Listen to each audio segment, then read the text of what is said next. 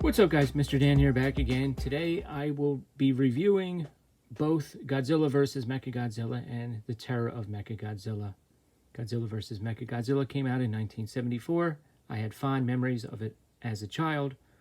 When I had the opportunity to go to a brewery recently, and I do have a video about this, the Neshaminy Creek Brewing Company, to screen The Terror of Mechagodzilla, I eagerly went, only to discover that that wasn't the film that I thought it was. That was actually the sequel, which I had vaguer memories that were a little more vague, but I still enjoyed myself. So I made a video about the beer and the poster. The beer is called Mecha Dry, a rice lager. So I'll talk a little bit about the second film as well, but I'm making this review mainly because I just rewatched, for the first time in several decades, Godzilla vs. Mechagodzilla. By a wide margin, my favorite of the two films with Mechagodzilla. It's the one that has a lot more nostalgic meaning to me as a child. This was certainly in the top 5 of Godzilla films for me when I was a child. I mean, I remember just being just enthralled by it and caught up in the mystery of it, which is hilarious because it's pretty easy to figure out what's going to happen. So let's just get into both of them real quick here. So basically the film opens with some of our main characters visiting the island of Okinawa, where I guess he's a priest for one of the temples that they're taking a look at. He kind of flips out and starts talking about a prophecy, and you see statues of this creature they have all over the place. And they're basically prophesizing that this creature called King Caesar, or King Caesar, as they pronounce it, it will be coming back to aid them in times of peril. And then some of our main characters are also on the trail of what will eventually turn out to be an underground base, alien base, where the aliens are constructing Mecha Godzilla. You know, they find a little bit of metal at first, and they analyze it and determine that it is space titanium. And as our heroes are traveling around, they're followed by 2 people. One of them turns out to be good, and the other one turns out to be bad. So there's a lot of mystery. It's one of the great things that kind of pulled me in as a kid. The aliens eventually will kidnap various members of the group of good guys, so to speak. There's a professor who very conveniently just happens to show off his special pipe that he made that he can take apart, and when he puts the pipe at 2 different ends of a machine, he can disable the machine. Well, later when he's captured, he pulls it out of his pocket, and his hands are behind his back, and he's undoing it, and it's like, I wonder if he's going to use that. As a kid, I thought it was cool. And then you have, going back, I'm a little bit all over the place. It's not really the kind of film where you have to know the plot details point by point. At any rate, in the beginning of the film, Godzilla appears, and what I like is the music's a little different, his roar's a little different, there's something just off about him, and he immediately picks a fight with Anguirus, who we saw briefly in the beginning of the film, who's one of his main bros, maybe his main bro throughout this era of films, I would say. I know Jet Jaguar notwithstanding, that was one film. Anyway, so it's a little surprising that Godzilla starts smashing everything, and in one scene he actually grabs Anguirus' jaws and forces them open, and there's actually quite a bit of blood, and I was surprised by that.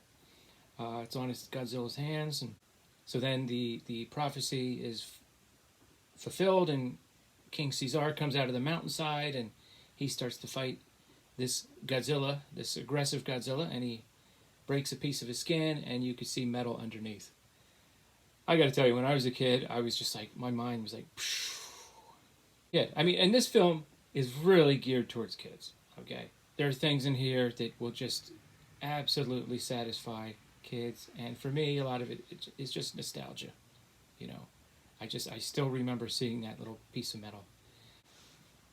Eventually, Godzilla himself appears, and the humans are like, 2 Godzillas? And once he starts using his atomic breath, we see more and more metal underneath of the skin of what turns out to be Mecha Godzilla, and eventually he just basically burns off the Godzilla skin to reveal his mecha form, and he starts going nuts with all his weapons. He's got missiles on his fingers, he's got heat beams that come out of his eyes, and his chest, and he's got missiles on his toes.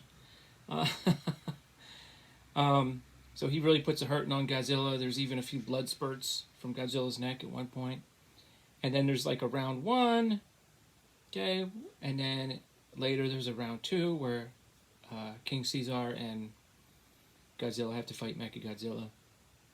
The aliens put him back in his hangar and improved him even more, and for some reason they needed the professor and Earth technology. I don't recall why.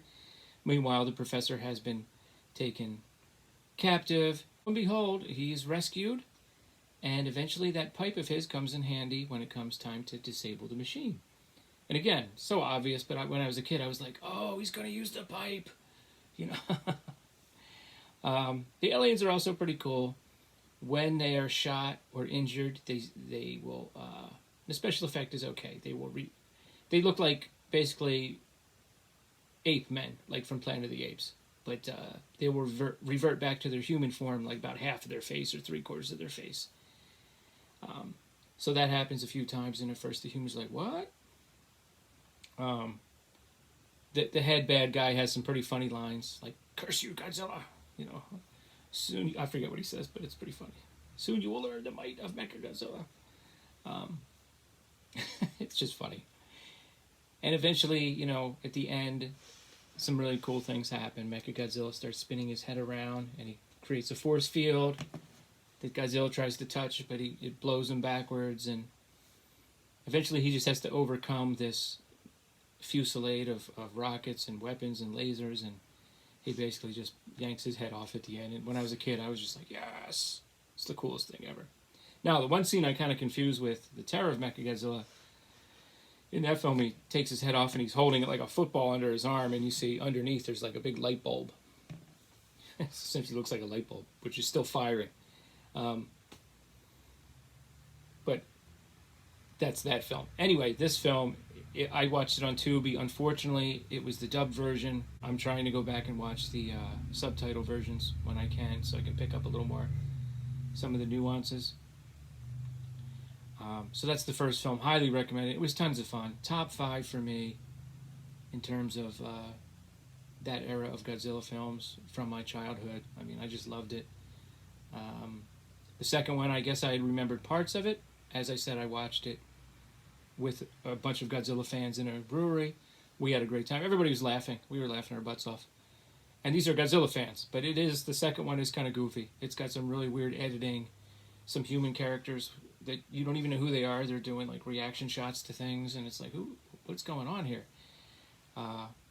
There's a second monster that is also controlled by the aliens, named Titanosaurus. He's not really one of my favorite monsters ever.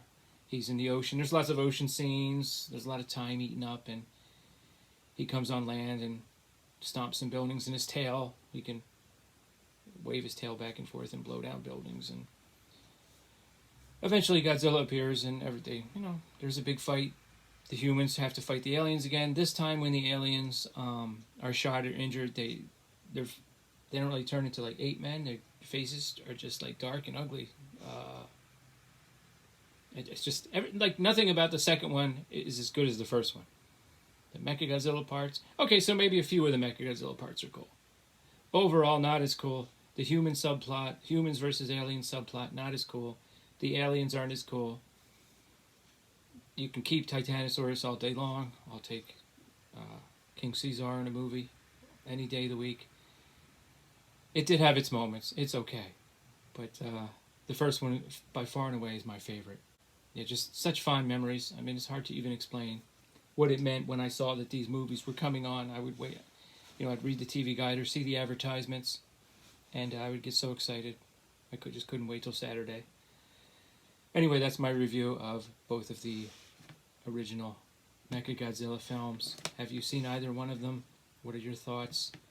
As far as next, Hobbs, I appreciate the comment about under my review of Godzilla vs. Hedorah. I will try to produce a few more kaiju reviews in the future. I'm not saying Godzilla because I think I want to do Mothra.